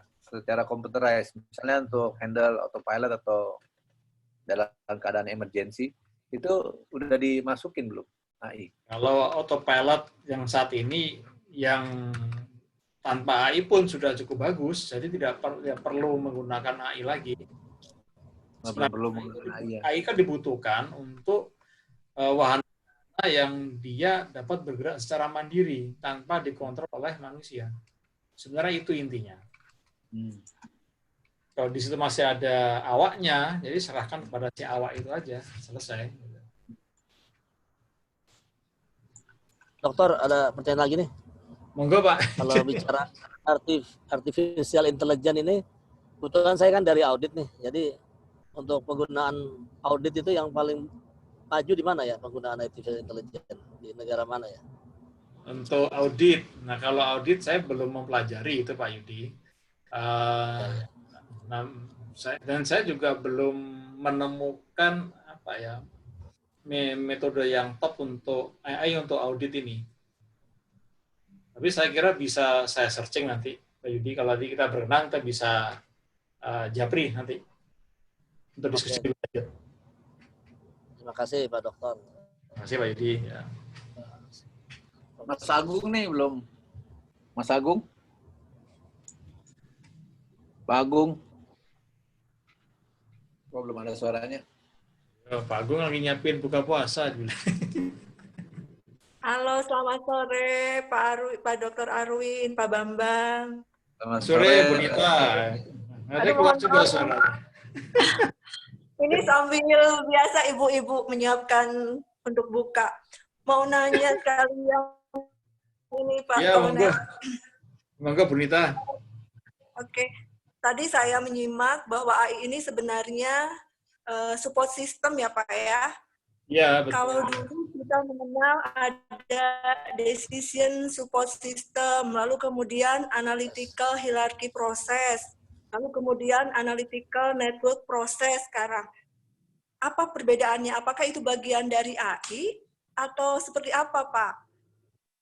Itu yang pertama. Lalu kemudian yang kedua, kebetulan kami juga sebenarnya ingin mencoba mempelajari dan mengintroduce ini untuk perencana pembangunan dan analis kebijakan. Bagaimana itu, Pak? Terima kasih, Ya. Pak Kolonel. Terima kasih, Bu Nita. Ini pertanyaan Bu dosen kayaknya ini. Pertanyaan Bu dosen. Pertanyaannya canggih ya, dalam. Pertanyaan lengkap. Saya taunya AHP itu dulu untuk milih vendor. Kita terapin, biar nggak bias kan. Enggak, AHP itu bias sebenarnya. Tetap bias ya. Masih bias ya. Jadi di sistem support system itu kan sistemnya Bu Nita. Sedangkan supaya desain support system ini dapat bekerja, dia perlu metode. Nah, metodenya bisa menggunakan AHP, bisa menggunakan ANP, bisa menggunakan statistical itu juga bisa, atau menggunakan AI juga bisa. Gitu. Jadi dia bisa diisi beragam metode, baik itu yang AI maupun bukan AI. AHP, ANP, dan teman-temannya itu metodenya, Bu. Metode untuk pengambilan keputusan. Itu sebenarnya. Yang kedua, untuk perencanaan dan kebijakan, bisa menggunakan AI, bisa sekali.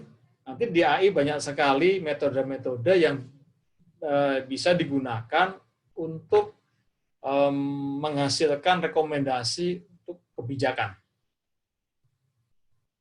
Baik itu metode yang sifatnya disupervisi maupun yang tidak disupervisi.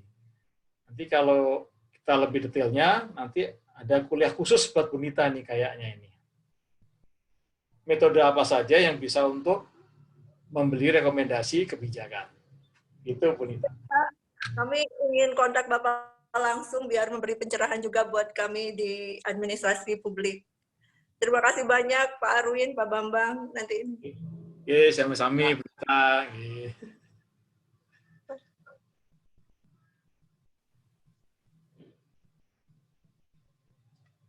Jadi menarik sekali ya, maksudnya. Saya ingat tuh AHP, tapi ya dia bias juga sih pada akhirnya ya, walaupun kita bobot-bobotin, akhirnya kan Maksudnya kan biar nggak murni lah. Kalau sederhana mungkin masih oke, misalnya 4 vendor, 5 vendor gitu ya. Kalau banyak harus pakai computerized ya. Karena pembuatan di AHP itu sifatnya subjektif. Ya, karena bobotnya kan judgement kita bobotnya ya. Nah, itulah dia subjektivitas manusia akan mempengaruhi hasilnya. Iya, betul-betul. Karena kalau outputnya belum sesuai dengan pilihan dia, yang dirubah nanti bobotnya. Itu dia. Itulah yang Supaya hasilnya sesuai dengan maunya kita. dengan maunya dia gitu. Jadi AHP ini berbahaya untuk pengadaan. Itu bahaya sekali itu. Apalagi diintervensi. Itu penting buat berita itu kayaknya itu. Tapi menarik ya, ini ke depannya banyak, kayaknya akan masuk ke semua lini ya. Artinya perpaduan AI, nanti ada IoT kali juga ya, Internet of Things itu kalau dipinterin dengan AI kan jadi menarik ya. Atau Ya. kalau dengan AR, VR itu nggak ada hubungannya. Maksudnya Kenapa? Dengan apa? dengan augmented reality, virtual reality, apa yang dikembangkan AI? Membantukah atau gitu? Ya, virtual reality kan kita hanya istilahnya kita melihat sesuatu yang apa yang nggak bisa bisa gimana ya? Sebuah hal yang nyata kita virtualkan biar bisa kita manipulasi kan itu sebenarnya. Nah, dengan memvirtualkan lingkungan sebenarnya, kemudian kita manipulasi, harapan kita pada kondisi nyata itu dapat kita aplikasikan. Nah, seperti itu. Itu bisa sekali kita terapkan AI di situ. Bagaimana AI digunakan untuk membantu kita dalam lingkungan virtual itu untuk menyelesaikan permasalahan. Nah, setelah dalam lingkungan virtual itu kita AI ini dia berhasil, maka kita terapkan AI pada kondisi realnya. Gitu, Mas. Ya. Mantap. Ada lagi mungkin teman-teman mau bertanya? Ini kita waktunya nggak kerasa ya, cepat. Tanya terakhir nih, Pak. Banget. Tanya terakhir nih. Boleh, silakan. Jangan terakhir, Pak. Nanti kita nggak japrian loh, Pak. Oh iya. Iya, kita harus lanjutin nih, Pak, silaturahminya nih. Iya, siap. Pak Dokter, jadi saya tertarik nih dari sisi, katakanlah kita bicara regional lah ya, soal Asia Tenggara nih. Biaya yang paling besar untuk di pertahanan menggunakan artificial intelligence siapa ya, Pak? Terus BRI Indonesia ini di ranking berapa gitu di dalam pemanfaatan IT artificial intelligence ini atau intelijen. Ya, jadi maksudnya AI untuk pertahanan, Pak ya, untuk pertahanan. Iya, pertahanan di negara Asia Tenggara inilah. Benar. Nah, di Asia Tenggara, ya di regional yang paling banyak menggunakan AI adalah Singapura, Pak. Singapura paling banyak, kemudian yang sekarang mulai sangat aktif adalah Thailand. Nah, Indonesia itu baru maksudnya Thailand ya. Indonesia sendiri itu Thailand menginisiasi karena Indonesia belum memiliki strategi nasional untuk AI. Nah, strategi ini sekarang sedang disusun oleh tim di BPT dan alhamdulillah saya jadi bagian tim tersebut, Pak Yudi. Saya dari aspek Hankam, memang saya masukkan aspek Hankam dalam strategi AI nasional.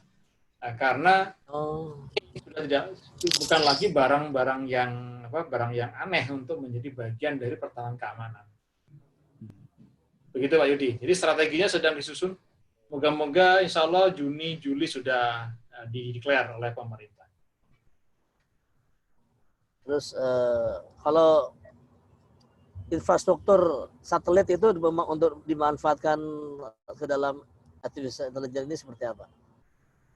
Kan kebetulan kita punya satelit nih, ada suatu BUMN perbankan yang punya satelit. Nah itu manfaatannya untuk penggunaannya seperti apa? Satelit kan fungsinya hanya sebagai relay informasi saja, Pak.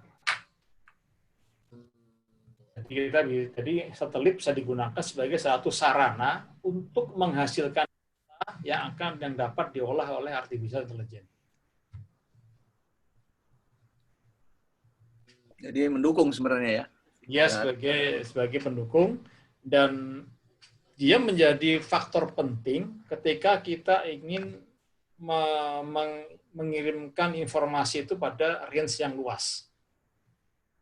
Karena coverage dari saya kan sangat luas. Jadi ketika katakanlah informasi diperoleh dari satu area lewat satelit kirimkan kepada sistem AI akan dia mengolah informasi tersebut menjadi katakanlah decision atau jadi planning dan sebagainya, atau prediction, dia akan send lagi kembali kepada si wilayah tadi itu melalui satelit. Tanpa satelit dia akan makan waktu yang sangat lama. Jadi satelit ini akan menjadi backbone untuk pertukaran informasi. Gitu Pak Yudi. Jadi kalau di negara-negara Asia Tenggara ini yang punya satelit militer sendiri itu sebenarnya belum ada ya? Asia Tenggara tidak ada. Indonesia pun belum punya kan? Belum punya. Oke. Iya. Kalau di Asia yang punya Cina yang sudah punya. Singapura. Cina. Ya. Singapura ikut Amerika, Pak. Oh, iya. Ya mudah-mudahan nanti TNI punya satelit sendiri. Amin. Insya Allah, amin. Ya.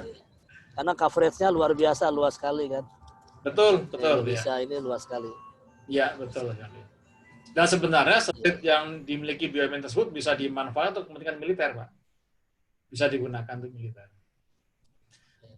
Ini analoginya dengan satelit GPS yang ada sekitar 24 satelit di angkasa ini, itu semuanya milik Amerika dan bisa digunakan untuk kepentingan penerbangan komersil. Namun ketika kondisi perang, satelit GPS-nya akan diblok oleh Amerika untuk mendukung komunikasi perang, sehingga komersil nggak bisa menggunakan GPS. Jadi diambil alih. Kalau nggak salah dia yang sirkular ya, dia sirkular bukan yang geostationer. Ya, dia berputar. Ada 24 itu kan GPS.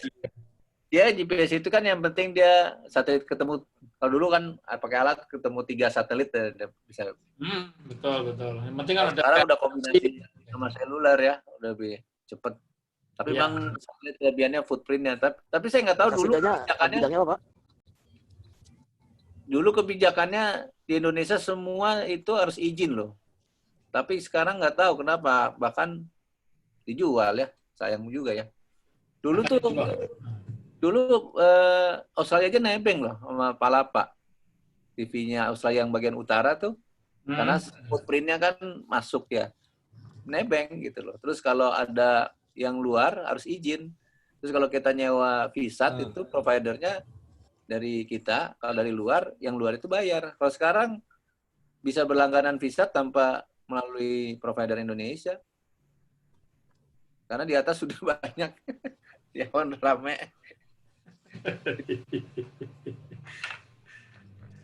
Ya harus itu bagian ketahanan ya. Harus di restruktur kali ya. Kebijakan itu harus. Karena menarik tuh karena Indonesia penting banget kalau satelit karena kepulauan ya. Sebenarnya memang konsep itu sudah lama ada, kita butuh satelit, namun ya kembali lagi kan ada kebijakan-kebijakan yang kita tidak tahu di atas sana. Ya udah ujung-ujungnya duit juga ya, artinya anggaran ya. Untuk mendevelop AI kan juga perlu budget yang cukup. Kira-kira seperti itu. Oke, Mas Yudi ada lagi? Atau dari yang lain, banding? Cukup mungkin nanti kalau bisa minta nomor itu, bisa komunikasi, kebetulan saya tertarik sekali ya, kebetulan ini Sishan Kamrata, kolaborasi semua insan Indonesia untuk mempertahankan negaranya. Terima kasih Pak Dokter. Ya, terima kasih Pak Yudi. Sama, alhamdulillah. Oke, teman-teman ada lagi? Kalau nggak ada lagi, karena waktu memang juga sudah lewat 5:30, pada mau siap-siap buka puasa. Mungkin dari Mas Arwin, silakan monggo kasih closing statement sebelum kita akhiri ini Kira-kira apa closing statement hari ini? Monggo Mas Arwin. Kalau saya closing statement saya adalah selamat berbuka puasa. Rangkumannya aja deh, rangkumannya. Rangkumannya adalah bahwa artificial intelligence dan risk management adalah saling mensupport satu dengan yang lainnya. Di mana artificial intelligence dia bertugas untuk menghasilkan pengetahuan, kemudian risk management ditugasnya adalah mengolah pengetahuan yang dihasilkan oleh AI tersebut untuk kepentingan kompetitif, untuk competitive advantages. Jadi AI dan risk management akan memberikan outcome yang luar biasa ketika bisa dijalankan secara bersamaan. Saya kira itu yang dapat saya sampaikan. Baik, teman-teman semua, terima kasih sekali. Kita kasih tepuk tangan, applause buat Mas Arwin, keren banget nih, karena jarang. Terima kasih Pak Arwin, Pak Bin. Terima kasih Pak Arwin. Terima kasih Pak Yudi. Terima kasih Pak Arwin. Selamat berbuka puasa. Sami, turun. Terima kasih. Terima kasih. Suaranya Mas Agung baru kedengeran tuh. Terima kasih semuanya. Ya. Assalamualaikum warahmatullahi wabarakatuh. Ya, Waalaikumsalam kalau mau warahmatullahi foto bareng boleh, lihatin semua foto bareng. Oh, boleh foto bareng, ayo. Foto barengnya di capture. Ya, mau bagus ya karena handphone ya. Oke, kita tutup ya. Terima kasih semua. Nah, ini dia Mas Agung. Mas Agung. Nah, dari MTech nih. Harus foto lagi nih. Nah. Foto lagi nih. Halo Mas Agung. Oke, terima kasih. Wabillahi taufiq hidayah. Wassalamualaikum warahmatullahi wabarakatuh. Waalaikumsalam. Terima kasih semua. Terima kasih. Semuanya. Terima kasih. Waalaikumsalam warahmatullahi wabarakatuh. Merdeka. Merdeka.